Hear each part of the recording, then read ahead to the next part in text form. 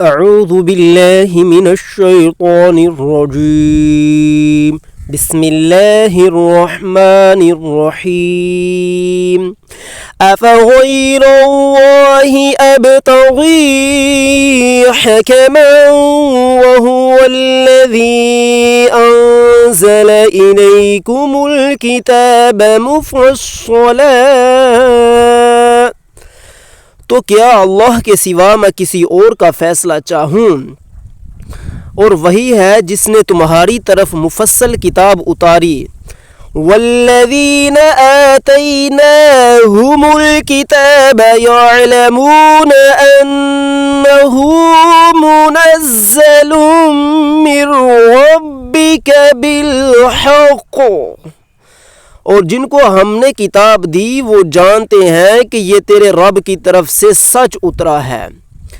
فَلَا تَكُونَنَّ مِنَ الْمُمْتَرِينَ، تو اے سننے والے تو ہرگز شک والوں میں نہ ہونا۔ معزز سامعین، آپ نے تلاوت و ترجمہ سنا، تھوڑا سا اس کے اوپر تبصرہ تاکہ آپ کو معلوم ہو جائے۔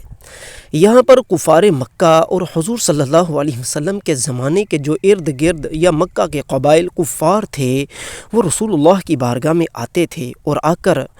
کئی احکامات اور معاملات اور قوانین کے اندر اپنی رائے رکھتے تھے اور کہتے تھے کہ یا رسول اللہ، اگر آپ ہماری بات تھوڑی سی مان لیں تو ہم آپ پر ایمان لے آئیں گے، یعنی کہ یہ جو شریعت آپ لے کر آئے ہیں، جو قوانین آپ لے کر آئے ہیں، ان کے اندر تھوڑا بہت رد و بدل کر لیں۔ تو اللہ تعالیٰ نے قرآن مجید کے اندر اپنے محبوب کا وہ قول جو محبوب نے کفار کو جواب دیا تھا اس قدر پسند آیا کہ اللہ نے اسی قول مبارک کو اپنی وحی کے طور پر ارشاد فرمایا، افغیر اللہ ابتغی، میرا محبوب فرما رہا ہے کیا میں اللہ کے علاوہ تلاش کروں حکم، فیصلہ، قانون، نظام، ضابطہ حیات، کیا میں اللہ کے علاوہ کوئی دوسرا قانون بنا لوں؟ کیا میں کوئی جمہوریت، کوئی سیکولرزم، کوئی سوشلزم، کسی بھی قانون کو جو دنیا کا اپنے آپ کو سمجھتا ہے بندہ کہ میں بڑا عقل فہم رکھنے والا ہوں، کیا میں اس کے قانون کو نافذ کر لوں؟ ایسا ہرگز نہ ہوگا۔ وَهُوَ الَّذِي أَنزَلَ إِلَيْكُمُ الْكِتَابَ مُفَصَّلًا، وہ ہے جس نے تمہاری طرف قانون کی مفصل کتاب اتار دی، وہ ہے جس نے تمہاری طرف قواعد کی مفصل کتاب اتار دی، وہ ہے جس کی کتاب کے ہوتے ہوئے کسی قانون کی حاجت نہیں، کسی دوسری جمہوریت کی، کسی سوشلزم کی، کسی سیکولرزم کی حاجت نہیں، صرف وہ کتاب آ گئی، اس کتاب کے ہوتے ہوئے کسی دوسری کتاب کی ہرگز حاجت نہیں۔ خدا کو محبوب کا یہ قول اس قدر پسند آیا کہ وحی کے اندر ارشاد فرما دیا، افغیر اللہ ابتغی حکما وهو الذی انزل الیکم الکتاب مفصلا۔ اور آگے محبوب نے جو فرمایا تھا انہیں عیسائیوں اور یہودیوں سے، وہ بھی اللہ نے نقل فرمایا۔ محبوب نے کیا کہا تھا؟ والذین آتیناہم الکتاب یعلمون انہ منزل من ربک، اور تم جانتے ہو وہ کتاب جو تمہارے اوپر نازل کی گئی ہے، وہ کتاب جو تمہاری طرف بھیجی گئی ہے،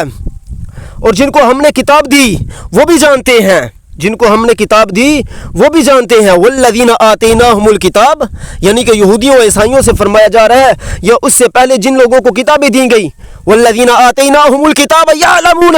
جنہیں کتاب دی گئی ہے وہ یعلمون، وہ جانتے ہیں انہ منزل من ربک، یہ منزل ہے اللہ کی طرف سے، یہ قواعد ہے اللہ کی طرف سے، یہ قانون ہے اللہ کی طرف سے، یہ ضابطہ حیات ہے اللہ کی طرف سے، یہ مالک کائنات کی طرف سے ضابطہ حیات ہے۔ اس ضابطہ حیات کے سامنے کسی دوسری کتاب کوئی قابل قبول نہیں ہے، خواہ وہ یورپ کی کتاب ہو، خواہ وہ اقوام متحدہ کی کتاب ہو، دنیا کے کسی بھی قواعد و قانون کی لکھی گئی کتاب ہو، خدا کے مقابلے میں کسی دوسری کتاب کو قبولیت حاصل ہے نہیں ہے۔ جو اللہ کی کتاب کے قوانین کے مقابلے میں اپنے قوانین بنائے وہ مرتد ہیں، وہ جہنمی ہیں، وہ دوزخی ہیں، وہ خدا کے دشمن ہیں، وہ رسول کے دشمن ہیں۔ کلمہ 1000 دفعہ پڑھے، اللہ رسول کے دشمن ہیں۔ اے یہودی عیسائیوں سن لو، والذین آتیناہم الکتاب یعلمون، جنہیں ہم نے پہلے کتاب دی تھی وہ جانتے ہیں انہ منزل من ربک بالحق، یہ حق کے ساتھ اتاری گئی ہے۔ فلا تکونن من الممترین، اس میں شک شک ہرگز نہ کرنا، ان میں شک والوں میں سے ہرگز نہ ہونا۔